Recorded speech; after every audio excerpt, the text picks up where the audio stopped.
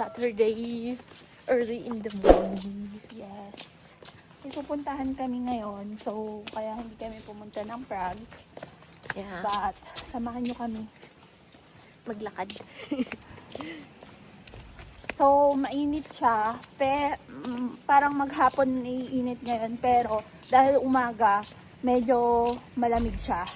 So, ganito yung suot namin kasi mamayang medyo tanghali mainit na. Magta 30 degrees. Yes. Pero yung lamig na to guys, alam ko pag sa bago, sobrang lamig nito. Medyo adjust na rin kasi yung katawan namin sa gantong klima. Kaya parang itong lamig na to is okay lang. Pero masasabi namin malamig. Pag nasa lilim ka, mahangin. Yes. Pero pag sa natapat yung mukha mo sa araw. Masakit sa balat. Yun nga sinasabi ko guys, yung init dito iba. Iba yung init niya dun sa Pilipinas. Sa Pahalik. parang iba yung mas malapit yung araw. Parang malapit yung araw dito. So, lakad kami dun sa parang bus station. Papuntang tram. Kasi medyo maaga-aga pa naman, kaya inisip namin maglakad papunta na lang doon kaysa mag-bus. Para kahit pa paano maka-exercise kami. So, tara! Let's go.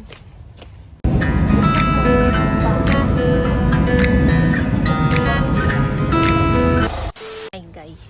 Hi guys, nandito na kami. So, medyo mahaba yung biyahe. Kasi lumipat pa kami.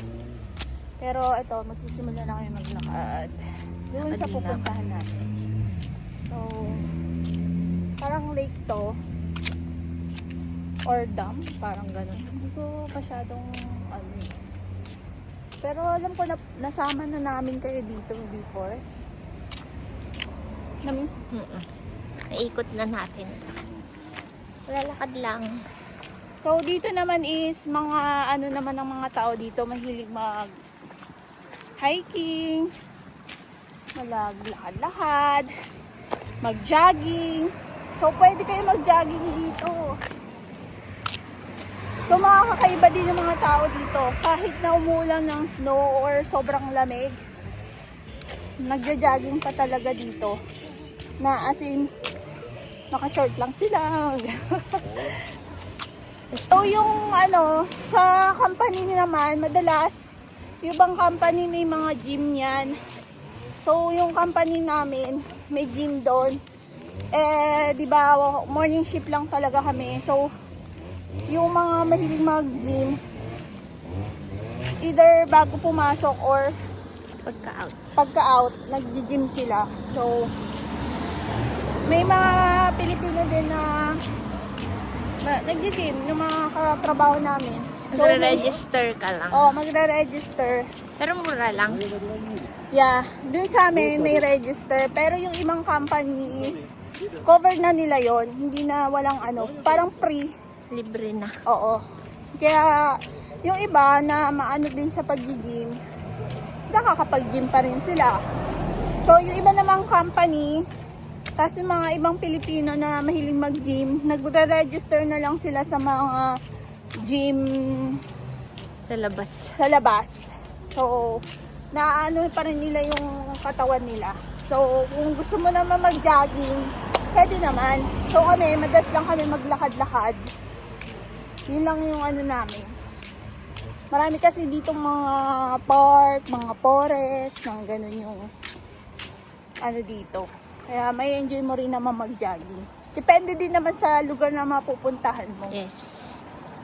Medyo sarado pa yung mga bilihan.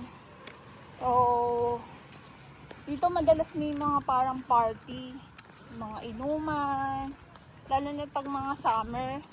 Pahapon. Mga pahapon. Tapos yung ano yung araw. Kasi yan talaga yung gusto nila guys eh. Yung mga nabibilad sila habang umiinom sila ng mga malalamig na beer. Yan yung mga gusto nila. Mamaya marami yung naliligo dyan kasi maganda yung panahon ngayon dito guys eh. Kasi Doon no, marami na doon. maraming araw. I mean, maghapong aaraw.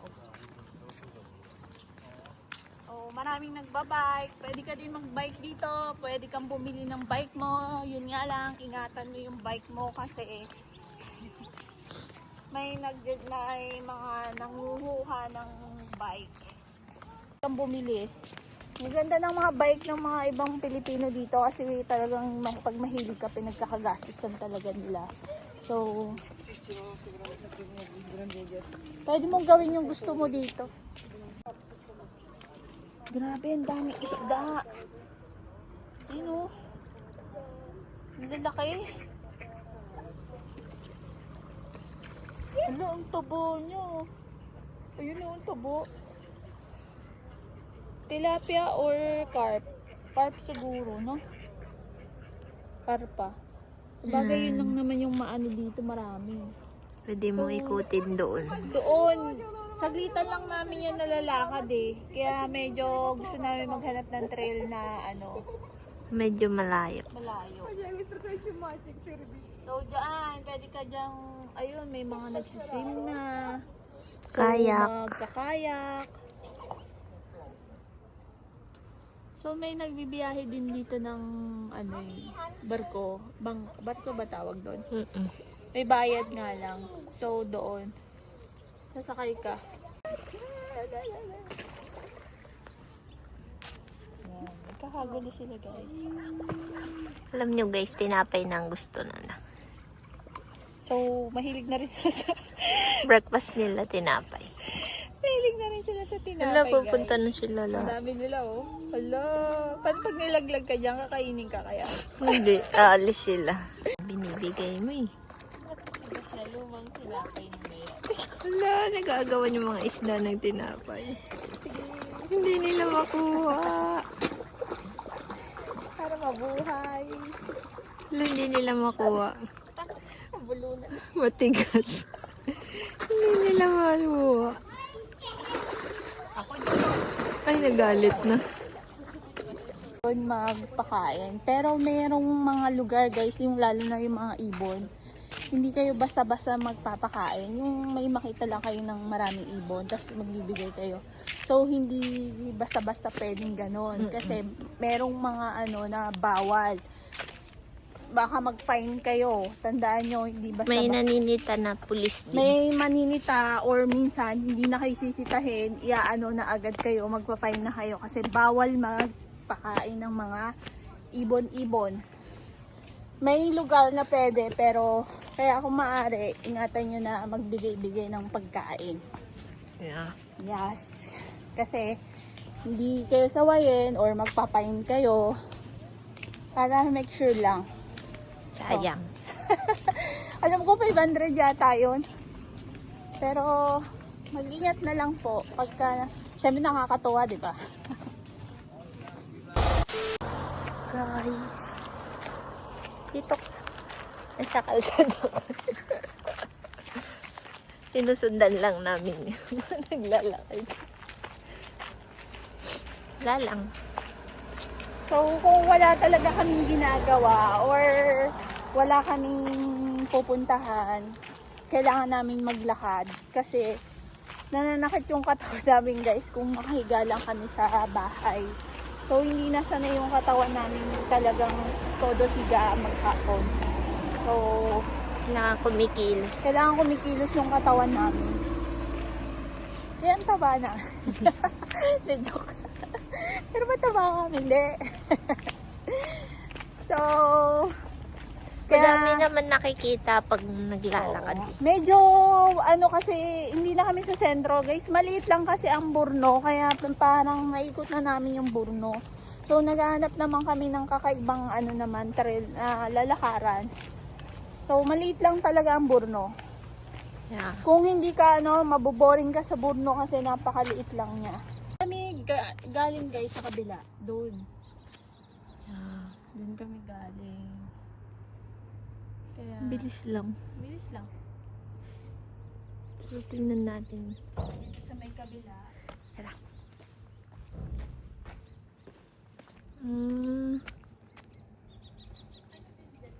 Parang dam lang.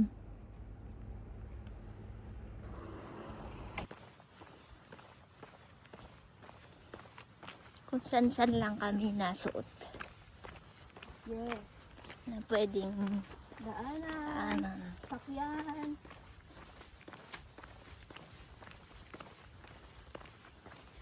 So, residential na tong pinasukan namin. Kaya, Pero maganda kasi palibot niya bundok. grabe yung ganda dun, no?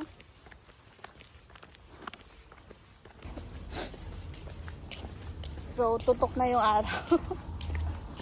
Init na siya. Oh, masakit. So, pagkatapos na ito, magta-tram naman kami. May sentro. Punta kami ng sentro. So, nagawa na naman namin yung gagawin namin. So, okay na. Tapos, bibili kami ng coco. Cocomelon. Coco. Deserve namin yon kasi naglakad kami ng malayo.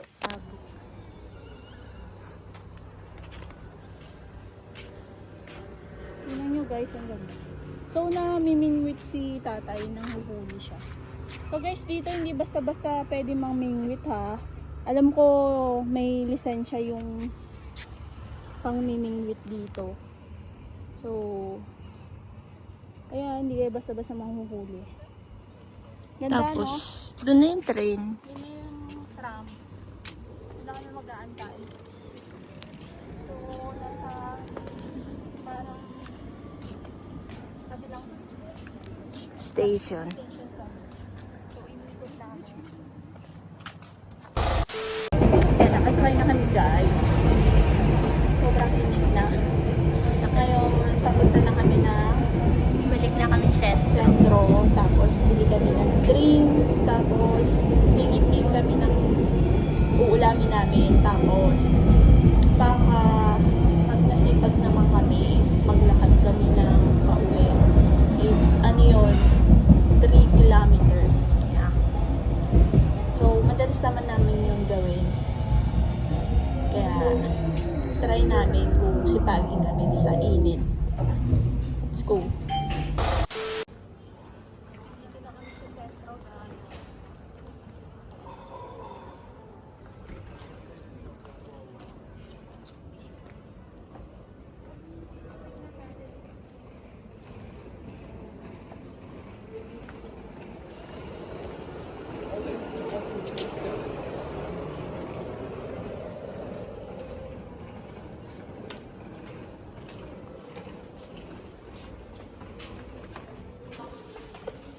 Pasok kami sa ano. So, may tibingan daw dito, guys.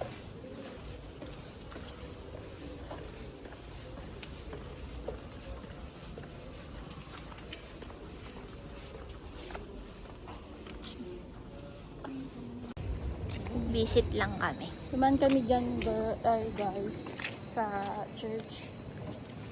So, lagi naman niyang open.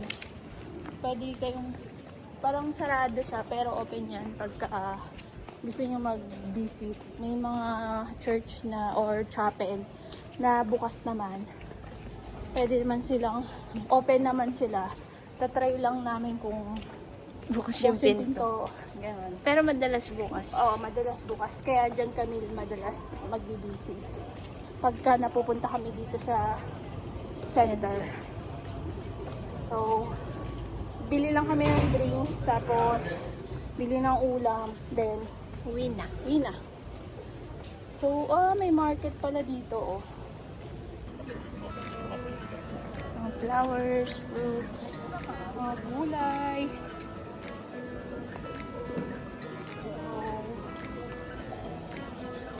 Mga fresh yan, guys. Tanim talaga nila.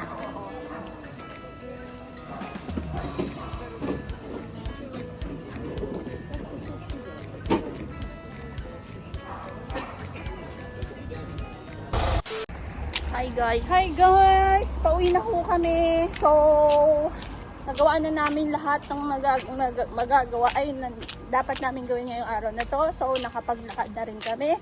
Kapag nakapamili kami. So, sobrang init na ngayon.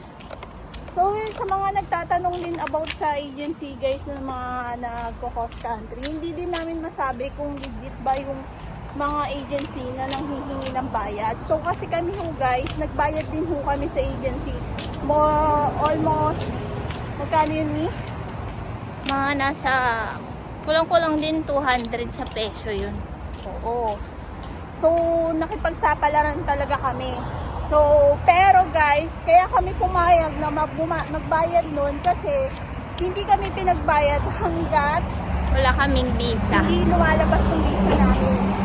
So, nag-down lang kami ng almost 30,000 sa peso. Nag-down lang ho kami para ma-process yung papel namin. Tapos, saka na kami pinagbayad ng the whole na placement nung lumabas na yung visa namin. Kaya, Kasi bibili na sila ng ticket. So, kaya parang kumagat kami doon. Kaso, syempre, pagka bayad muna, baka nagdalawang isip kami noon. Pero meron naman ho talaga na Legit talaga. legit na agency na magbabayad ka ng ganun at napapaalis naman. So, hindi lang din namin masabi kung anong mga agency yun kasi hindi po namin alam yung mga iba't ibang... Kasi ang dami na. Yes, meron po kasi na ginagamit ho yung pangalan ng agency. So, parang mahirap din po. Kaya, ang masasabi lang po namin is Mag-ingat na lang. mag-ingat. So, yun ho yung masasabi namin na mag-ingat na lang po tayo. Yun nga lang talagang wala kaming idea. Kasi sa iba-ibang lugar. So, sana makatulong yung ibang nakaalis na kung ano mga agency nyo. Share nyo naman po sa kanila yung mga gustong pumunta ho dito. Comment nyo lang. Oo. Pero nagtatry din naman kami magtanong-tanong sa iba. O ano mga agency nila. So, yun po. Init.